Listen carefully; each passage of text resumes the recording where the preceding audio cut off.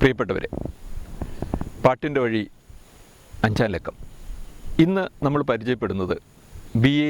ചിദംബരനാഥനെയാണ്. മലയാള ചലച്ചിത്ര ഗാനശാഖയിലെ സംഗീതജ്ഞരിൽ ഏറ്റവും സീനിയറായിട്ടുള്ള സംഗീതജ്ഞൻ. പലപ്പോഴും നമ്മൾ കരുതുക ദക്ഷിണാമൂർത്തി സ്വാമികളാണ് ഏറ്റവും സീനിയറായിട്ടുള്ള സംഗീത സംവിധായകനെന്നാണ്. എന്നാൽ കഴിഞ്ഞ ലക്കത്തിൽ നമ്മൾ പറഞ്ഞതുപോലെ ദക്ഷിണാമൂർത്തി സ്വാമികൾ മലയാള സിനിമാ രംഗത്തേക്ക് വരുന്നത് 1950-ലാണ് നല്ലതങ്കയിൽ. അതിനും ഒരു വർഷം മുമ്പ് ഉദയായുടെ വെള്ളി നക്ഷത്രത്തിൽ അഭയദേവിൻ്റെ വരികൾക്ക് സംഗീതമൊരുക്കിക്കൊണ്ടാണ് B.A. ചിദംബരനാഥ് മലയാള സിനിമാ സംഗീത രംഗത്തേക്ക് വരുന്നത്. എങ്കിലും ഈ പേര് പരിചിതമല്ലാത്ത ചിലരെങ്കിലും ഉണ്ടാവും എന്ന് കരുതുന്നു. നമ്മളിനിയിപ്പോൾ അദ്ദേഹത്തിൻ്റെ ഗാനങ്ങൾ പരിചയപ്പെടുത്തുമ്പോൾ ആ അപരിചിതത്വം മാറും എന്നാണ് ഞാൻ കരുതുന്നത്. കാരണം ആ ഗാനങ്ങൾ കേൾക്കുമ്പോൾ ഒരുപക്ഷെ അറിയാതെ മനസ്സിലേക്ക് വരും, ഇതൊക്കെ ഇദ്ദേഹത്തിൻ്റേതായിരുന്നോ എന്നൊരു ചിന്തയിലേക്ക് മനസ്സെത്തും എന്നാണ് ഞാൻ കരുതുന്നത്. അങ്ങനെയുള്ളൊരു ഗാനമാകട്ടെ ആദ്യം. അത് ആ ഗാനം കേട്ടിട്ടില്ലാത്ത മലയാളികൾ ഇല്ല എന്ന് തന്നെ പറയാം. കേശാദിപാദം തൊഴുന്നേൻ കേശവ എന്ന മനോഹരമായ ഗാനം. ആ ഗാനം നമുക്ക് വേണ്ടി പാടുന്നത് വീണ ടീച്ചറാണ്. നമുക്കറിയാലോ, ഒരു വലിയ ആക്സിഡൻറ്റിനെ അതിജീവിച്ച് പഴയ ആരോഗ്യ സ്ഥിതിയിലേക്ക് മടങ്ങി വന്നുകൊണ്ടിരിക്കുകയാണ് ടീച്ചർ. എങ്കിലും ചില അസ്വസ്ഥതകളൊക്കെ ഇപ്പോഴും ഉണ്ട്. ആ അസ്വസ്ഥതകളൊന്നും പരിഗണിക്കാതെ നമ്മുടെ ഒരു റിക്വസ്റ്റ് വന്നപ്പോൾ വളരെ സന്തോഷത്തോടെ അത് സ്വീകരിച്ചുകൊണ്ട് നമുക്ക് ടീച്ചർ ആ മനോഹര ഗാനം പാടി അയച്ചു തന്നിട്ടുണ്ട്. നമുക്ക് ആ ഗാനം ഒന്ന് കേൾക്കാം.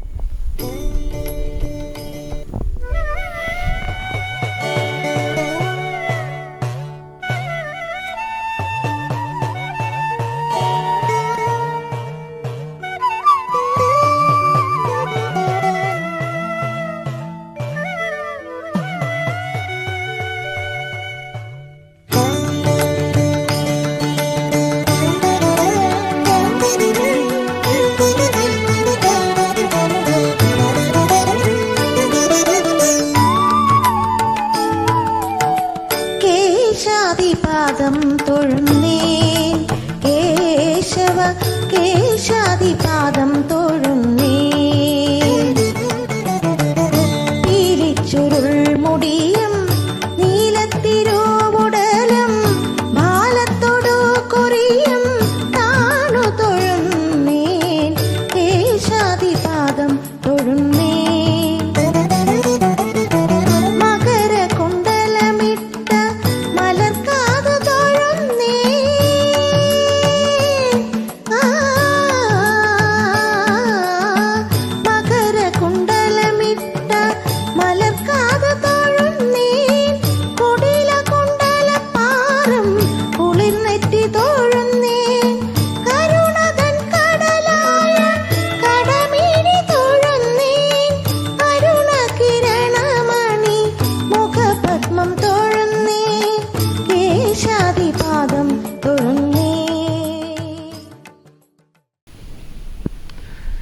വീണ ടീച്ചറുടെ പാട്ടിനെക്കുറിച്ച് ഒരു കമൻറ്റിൻ്റെ ആവശ്യമില്ല അല്ലേ? അത് എപ്പോഴും മനോഹരമായിരിക്കും. ഈ ചെറിയ വയ്യായികളുണ്ടായിട്ട് കൂടി നമുക്ക് വേണ്ടിയിട്ട് ഈ പാട്ട് പാടി അയച്ചു തരാൻ കാണിച്ച ആ നല്ല മനസ്സ്, ആ നല്ല മനസ്സിന് നന്ദി. ചിദംബരനാഥിനെ സംബന്ധിച്ചിടത്തോളം അദ്ദേഹം ജനിച്ചത് 1924-ലാണ്. 1924 മാർച്ച് 19. അദ്ദേഹം ജനിച്ചത് നാഗർകോവിലാണ്. നാഗർകോവിലെന്ന് പറയുമ്പോൾ അന്നത് തിരുവിതാംകൂറിൻ്റെ ഭാഗമാണ് കേട്ടോ. ആ അർത്ഥത്തിൽ അദ്ദേഹം കേരളീയനാണ് എന്ന് വേണമെങ്കിൽ നമുക്ക് പറയാം. 1956-ലെ സംസ്ഥാന പുനഃസംഘടന വരുമ്പോഴാണ് നമുക്ക് കന്യാകുമാരി നഷ്ടമാകുന്നത്. കന്യാകുമാരി മാത്രമല്ല, ഗോകർണവും നമുക്ക് നഷ്ടമായി. നമ്മുടെ കേരളോൽപ്പത്തിയെക്കുറിച്ചുള്ള ഐതിഹ്യം, പരശുരാമൻ മഴുവെറിഞ്ഞ് നേടിയ കേരളത്തെക്കുറിച്ച് നമ്മൾ പറയുമല്ലോ, ഗോകർണത്ത് നിന്ന് കന്യാകുമാരിയിലേക്ക് മഴു എറിയുകയും ആ മഴു കന്യാകുമാരിയിൽ വീഴുമ്പോൾ അതുവരെയുള്ള കടൽ മാറി കരയായി മാറുകയും ചെയ്തു എന്നാണ് ഐതിഹ്യം. പക്ഷേ ആ ഗോകർണം ഇപ്പോൾ കർണാടകത്തിലുമായി, കന്യാകുമാരി തമിഴ്നാടിനുമായി. നമുക്ക് ശരിക്കും പറഞ്ഞു കഴിഞ്ഞാൽ അതൊരു നഷ്ടക്കച്ചവടമായിരുന്നു എന്ന് വേണം പറയാൻ, അല്ലേ? അദ്ദേഹത്തെ സംബന്ധിച്ചിടത്തോളം അദ്ദേഹത്തിൻ്റെ സംഗീതത്തിലെ ആദ്യ പാഠങ്ങൾ എന്ന് പറയുന്നത് അദ്ദേഹത്തിൻ്റെ പിതാവിൽ നിന്ന് തന്നെയാണ് അദ്ദേഹം പഠിച്ചത്. അതായത് VK അരുണാചലം അണ്ണാവി. അദ്ദേഹം നല്ലൊരു സംഗീതജ്ഞനായിരുന്നു.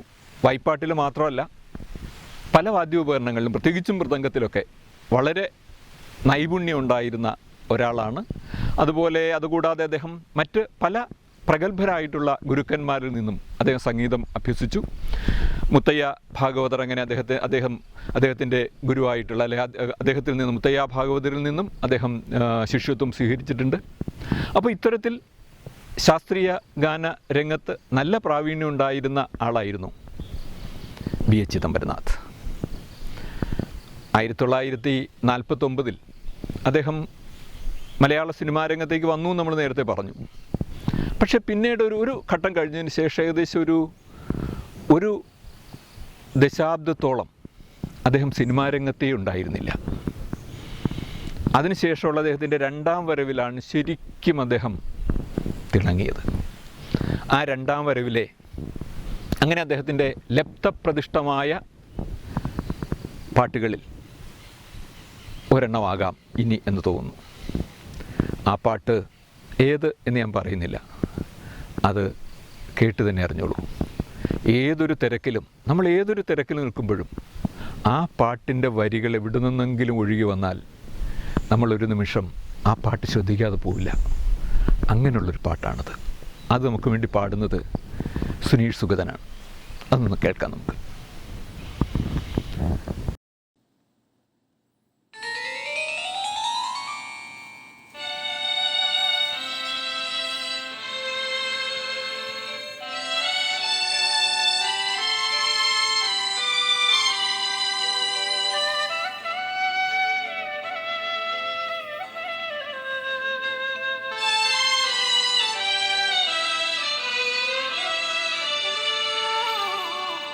കരയുന്നു പുഴ ചിരിക്കുന്നു, കരയുന്നു പുഴ ചിരിക്കുന്നു, കണ്ണീരുമൊലിപ്പിച്ചു കൈവഴികൾ പിരിയുമ്പോൾ കരയുന്നു പുഴ ചിരിക്കുന്നു, കരയുന്നു പുഴ ചിരിക്കുന്നു.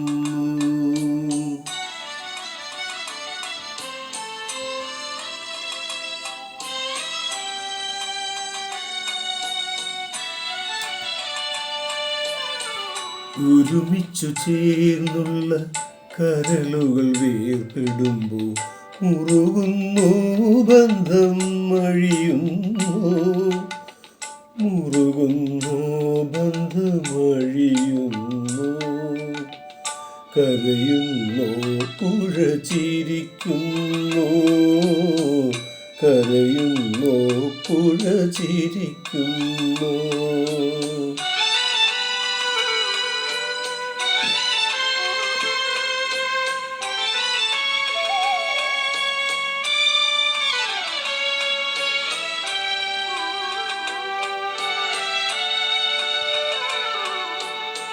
കഥനത്താൽ തേങ്ങുന്ന ഹൃദയവുമായി കരകളിൽ തലതല്ലും ഓളങ്ങളെ, തീരത്തിനറിയില്ല മാനത്തിനറിയില്ല തീരാത്ത നിങ്ങളുടെ വേദനകൾ, തീരാത്ത നിങ്ങളുടെ വേദനകൾ, കരയുന്നു പുഴ ചിരിക്കുന്നു, കരയുന്നു പുഴ ചിരിക്കുന്നു.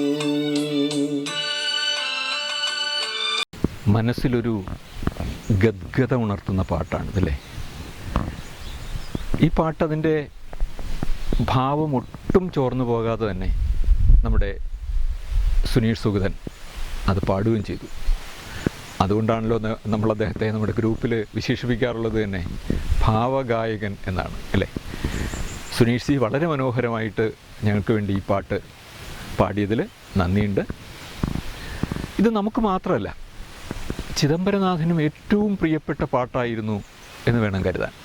കാരണം ഒരിക്കൽ എറണാകുളത്ത് ഒരു സംഗീത നിശ നടക്കുന്നു. മലയാള സിനിമാ രംഗത്തെ ഒട്ടുമിക്ക കലാകാരന്മാരും പങ്കെടുക്കുന്ന വളരെ വിപുലമായിട്ടുള്ളൊരു സംഗീത നിശ. ആ സംഗീത നിശയുടെ അണിയറയിൽ വെച്ച് ചിദംബരനാഥനെ കണ്ട യേശുദാസ് കൂപ്പുകൈകളുമായിട്ട് അദ്ദേഹത്തിൻ്റെ അടുത്തേക്ക് ചെന്നപ്പോൾ ചിദംബരനാഥ് യേശുദാസിൻ്റെ തോളിലിങ്ങനെ കൈവച്ചിട്ട് പ്രത്യഭിവാദനമായി അദ്ദേഹം പാടിയത് ഈ വരികളാണ്: കരയുന്നു പുഴ ചിരിക്കുന്നു. യേശുദാസ് തുടർന്നുള്ള വരി യേശുദാസ് പാടി. ആ വരി അനുബന്ധമായി പാടിക്കഴിഞ്ഞപ്പോൾ രണ്ടു പേരും കൂടി ഒരു വലിയൊരു ഗാഠ ആലിംഗനത്തിലേക്ക് പോയി എന്നാണ് അതിന് ദൃക്സാക്ഷിയായ നമ്മുടെ തിരക്കഥാകൃത്ത് ജോൺ ബോൾ ഒരിക്കൽ അനുസ്മരിച്ചത്. നേരത്തെ നമ്മൾ സൂചിപ്പിച്ചല്ലോ, 1949 അദ്ദേഹം വന്നെങ്കിലും ഒരു കാലഘട്ടം കഴിഞ്ഞ് അദ്ദേഹം മലയാള സിനിമാ രംഗത്തേ ഉണ്ടായിരുന്നില്ല. ഒരു ദശാബ്ദത്തിലേറെ അദ്ദേഹം ആ മേഖലയിൽ നിന്ന് പൂർണ്ണമായി ഒഴിഞ്ഞു നിന്നു. പക്ഷേ ആ കാലഘട്ടം മറ്റൊരു തരത്തിൽ അദ്ദേഹത്തിന് വലിയൊരു അനുഗ്രഹമായിരുന്നു എന്ന് വേണം പറയാൻ. കാരണം അദ്ദേഹം ആ സമയത്ത് വർക്ക് ചെയ്തത് കോഴിക്കോട് ആകാശവാണിയിലാണ്. അന്നത്തെ കോഴിക്കോട് ആകാശവാണി എന്ന് പറഞ്ഞു കഴിഞ്ഞാൽ എന്താ പറയുക, പ്രതിഭകളുടെ ഒരു സംഗമ ഭൂമി, അല്ലെ സംഗമ സ്ഥലം എന്ന് വേണം വിശേഷിപ്പിക്കാൻ. ഒരുപക്ഷെ നമ്മുടെ മലയാളത്തിലെ ഗാന സംസ്കൃതിയെക്കുറിച്ച് നമ്മൾ പറയുമ്പോൾ, അതിൻ്റെ ചരിത്രം പറയുമ്പോൾ, ആ കാലഘട്ടത്തിലെ കോഴിക്കോട് ആകാശവാണിയെ വിട്ടൊരു ചരിത്രം അതിന് നമുക്ക് പറയാൻ കഴിയില്ല. അത്രയ്ക്ക് സമ്പന്നമായ ഒരു കാലഘട്ടമായിരുന്നു.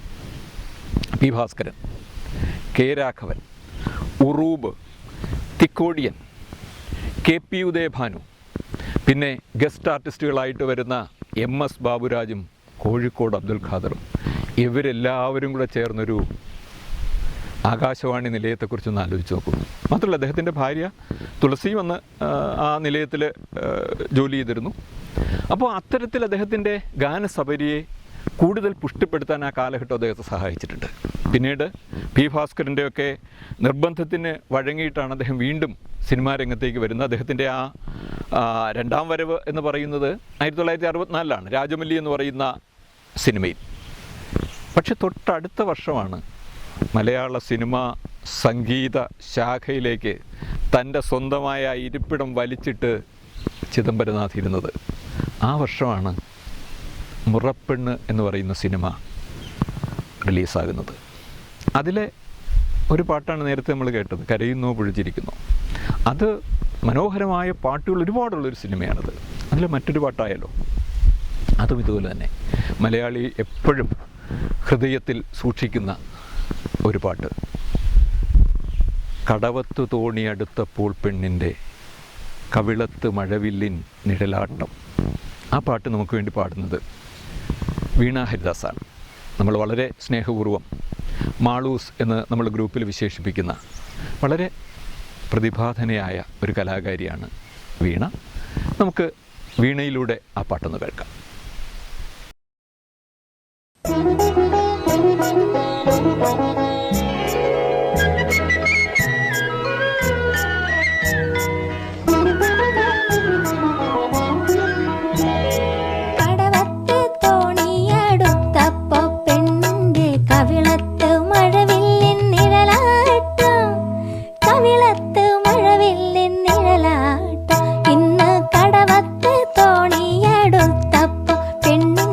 കവിളത്ത് മഴവിൽ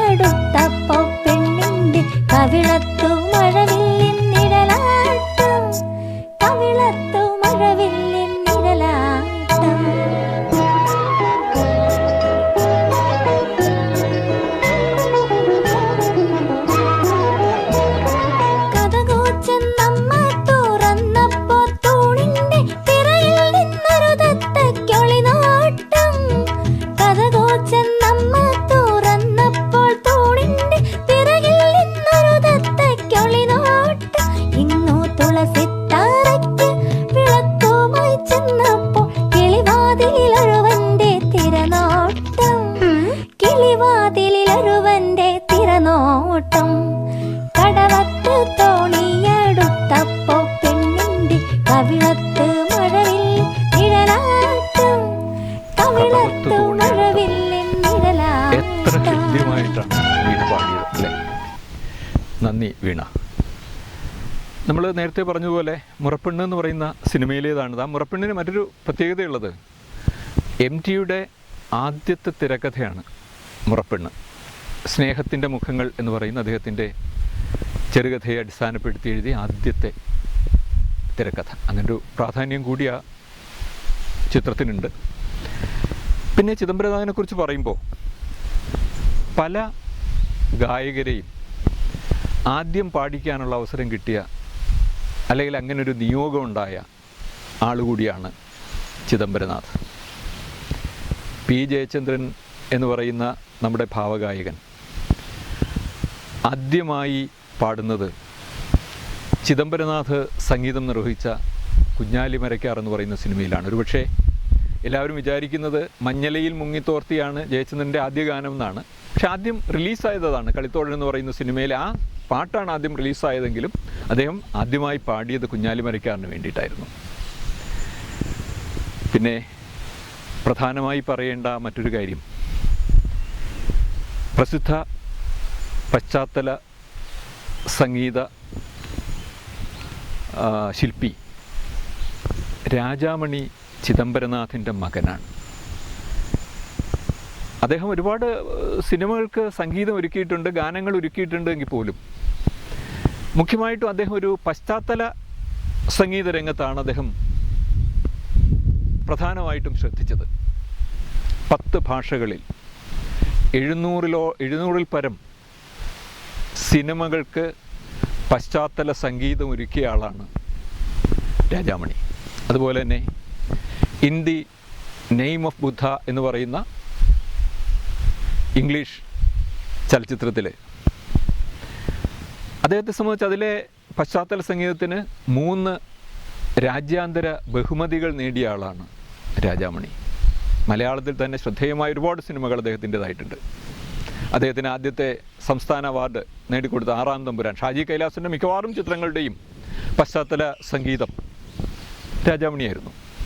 അതുപോലെ നന്ദനം, ജയരാജിൻ്റെ ശാന്തം, ഇതൊക്കെ ഫിലിം ക്രിട്ടിക് അവാർഡ് നേടിയ ചിത്രങ്ങളാണ്. ഇപ്പോൾ പശ്ചാത്തല സംഗീത രംഗത്തെ ഒരു അതികായനായിരുന്ന രാജാമണി, അദ്ദേഹത്തിൻ്റെ മകനാണ്. അദ്ദേഹം 59 വയസ്സ് മാത്രം പ്രായമുള്ള അപ്പോഴാണ് അദ്ദേഹം മരണമടയുന്നത്. കൃത്യമായിട്ട് പറഞ്ഞാൽ 2016 ഫെബ്രുവരി 14. അത് കൃത്യമായിട്ട് ഓർക്കുന്നത് എന്താണെന്ന് വെച്ചാൽ ONV നിര്യാതനായതിൻ്റെ തൊട്ടടുത്ത ദിവസമാണ് രാജാമണി നിര്യാതനായത്. അതുകൊണ്ടാണ് ആ ഡേറ്റ് അത്ര കൃത്യമായിട്ട് മനസ്സിൽ കിടക്കുന്നത്. അച്ഛനും മകനും കൂടി ഒരുമിച്ച് ഒരു ചിത്രത്തിന് വേണ്ടിയിട്ട് സംഗീതം നിർവഹിച്ചിട്ടുണ്ട്. പക്ഷേ ആ സിനിമയും അത്ര ശ്രദ്ധേയമായില്ല, അതിലെ ഗാനങ്ങളും വേണ്ടത്ര ശ്രദ്ധേയമായില്ല. അത് അരമന വീടും 500 ഏക്കറും എന്ന് പറയുന്ന ചിത്രമായിരുന്നു. അപ്പോൾ 2 പ്രതിഭാധനരെ നമുക്ക് ഈ ലക്കത്തിൽ പരിചയപ്പെടുത്താൻ കഴിയുന്നു എന്നൊരു പ്രത്യേകത കൂടി ഇതിലുണ്ട്. വീണ്ടും നമുക്ക് ചിദംബരനാഥിൻ്റെ ഒരു ഗാനത്തിലേക്ക് നമുക്ക് മടങ്ങി വരാം. ആ പാട്ട് നമുക്ക് വേണ്ടി പാടുന്നത് നമ്മുടെ ഗ്രാമീണത്തിൻ്റെ സൗമ്യമുഖം ഡോക്ടർ സന്തോഷനാണ്. പകൽക്കിനാവിൻ എന്ന് തുടങ്ങുന്ന ആ ഗാനം, നമുക്ക് ആ ഗാനം ഒന്ന് കേൾക്കാം.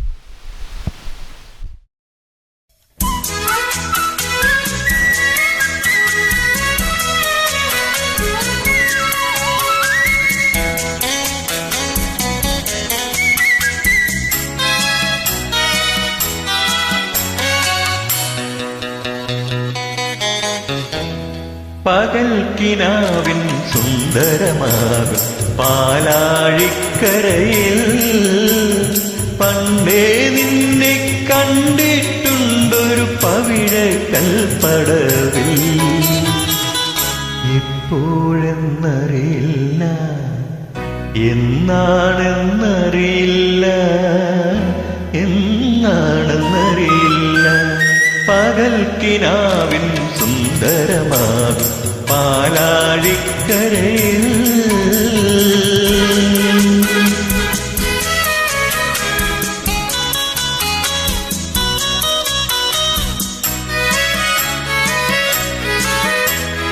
നൂപുരമിട്ടൊരു തിരകൾ കടലിൽ ഗോപുര നടയിൽ വന്നല്ലോ.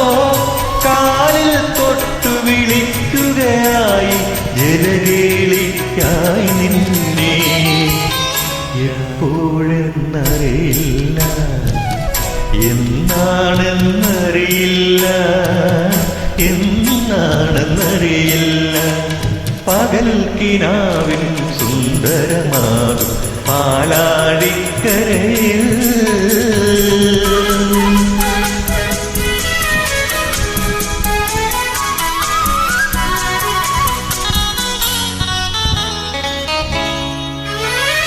പരിചിതമേതോ ഗാനം പാടി അരികത്തായി ഞാൻ നിന്നല്ലോ.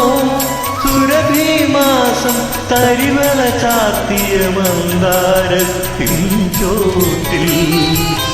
രാഗമെനിക്കറിയില്ല, താളമെനിക്കറിയില്ല, താളമെനിക്കറിയില്ല.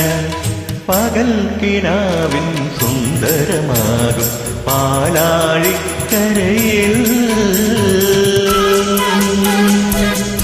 വ്യത്യസ്ത ശൈലിയിലുള്ളൊരു പാട്ടാണിത്. ശരിക്കും അത് ഉൾക്കൊണ്ട് തന്നെയാണ് നമ്മുടെ ഡോക്ടർ സന്തോഷ് ആ പാട്ട് പാടിയത്. നന്ദി സന്തോഷ്.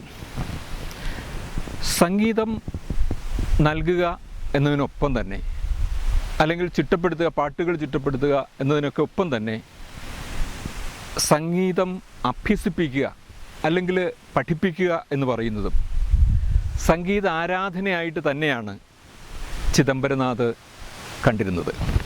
അദ്ദേഹം ചെന്നൈയിലൊരു സംഗീത വിദ്യാലയം അദ്ദേഹം അതിന് വേണ്ടിയിട്ട് നടത്തിയിരുന്നു.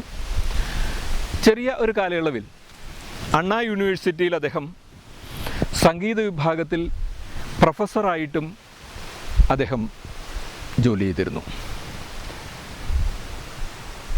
അതുപോലെ തന്നെ മറ്റ് വാദ്യോപകരണങ്ങളിൽ അദ്ദേഹത്തിനുള്ള പ്രാവീണ്യം അതും എടുത്തു പറയേണ്ടതാണ്. പ്രത്യേകിച്ചും മൃദംഗം, വയലിൻ, ഗഞ്ചിറ, ഹാർമോണിയം, ഈ വാദ്യോപകരണങ്ങളൊക്കെ തന്നെയും അദ്ദേഹത്തിന് നന്നായി വഴങ്ങിയിരുന്നു. ഒരർത്ഥത്തിൽ അദ്ദേഹത്തിൻ്റെ രംഗപ്രവേശം തന്നെ 1948, അത് മലയാള സിനിമയ്ക്ക് വേണ്ടി ആയിരുന്നില്ല എങ്കിൽ പോലും അത് തന്നെ ഒരു മൃദംഗവാദൻ എന്നുള്ള നിലയ്ക്കായിരുന്നു അദ്ദേഹത്തിൻ്റെ രംഗപ്രവേശം തന്നെയും.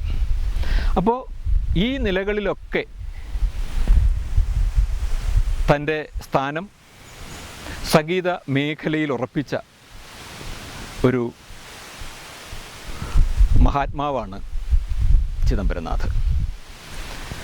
അദ്ദേഹം ചിട്ടപ്പെടുത്തിയ ഒരുപാട് നല്ല ഗാനങ്ങളുണ്ട്. എല്ലാം നമുക്ക് അവതരിപ്പിക്കാൻ കഴിയില്ലെന്നാലും അദ്ദേഹത്തിൻ്റെ ഒരു ഗാനം കൂടി ഇതിൽ ഉൾപ്പെടുത്താം എന്ന് കരുതുകയാണ്. അത് കായംകുളം കൊച്ചുണ്ണി എന്ന് പറയുന്ന ചിത്രത്തിലിതാണ്. കായംകുളം കൊച്ചുണ്ണിയിൽ എല്ലാ പാട്ടുകളും നേരത്തെ നമ്മൾ മുറപ്പെണ്ണിലെയും പകൽക്കിനാവിലെയും ഒക്കെ പാട്ടുകളെക്കുറിച്ച് പറഞ്ഞതുപോലെ ഇതെല്ലാം തന്നെ വളരെ ശ്രദ്ധിക്കപ്പെട്ടതും മനോഹരങ്ങളായിട്ടുള്ള പാട്ടുകളുമാണ്.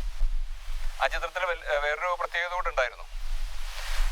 സത്യനാണ് അതിൽ കായംകുളം കൊച്ചുണ്ണിയായിട്ട് അഭിനയിക്കുന്നതെങ്കിലും അതിലെ യുവ കാമുകനായി അഭിനയിച്ചത് സാക്ഷാൽ യേശുദാസാണ്.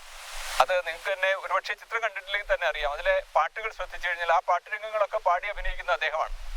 ഉദാഹരണത്തിന് സുറുമ നല്ല സുറുമ എന്നുള്ള പാട്ട്, അതുപോലെ തന്നെ ആറ്റുവഞ്ചി കടവിൽ വെച്ച് അന്നു നിന്നെ ഞാൻ കണ്ടപ്പോൾ എന്നുള്ള പാട്ട്, അതുപോലെ അതിലൊരു വളരെ പ്രസിദ്ധമായൊരു യുഗ്മഗാനം ഉണ്ടല്ലോ, കുങ്കുമപ്പൂവുകൾ പൂത്തു എന്നുള്ള വളരെ മനോഹരമായൊരു ഗാനമാണ്. നമുക്ക് ആ ഗാനം ഒന്ന് കേൾക്കാം. ആ പാട്ട് നമുക്ക് വേണ്ടി പാടുന്നത് അമർനാഥും അഖിലയും ചേർന്നാണ്. നമുക്ക് ആ പാട്ടൊന്ന് കേട്ടിട്ട് മടങ്ങി വരാം.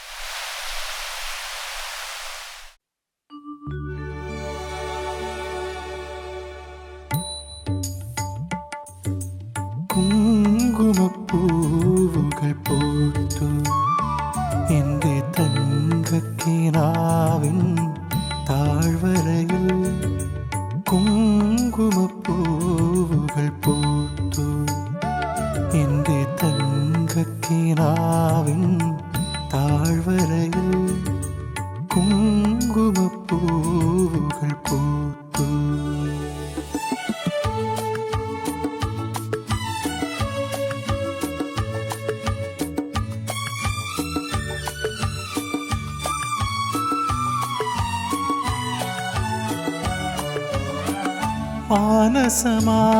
മാനസമാമണിമുരളി ഇന്ന് മാദക സംഗീതമരുളി.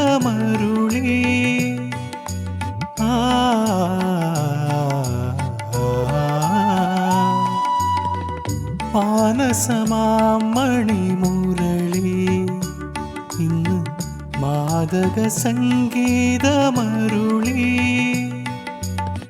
പ്രണയ സാമ്രാജ്യത്തിൻ നരമന തന്നിൽ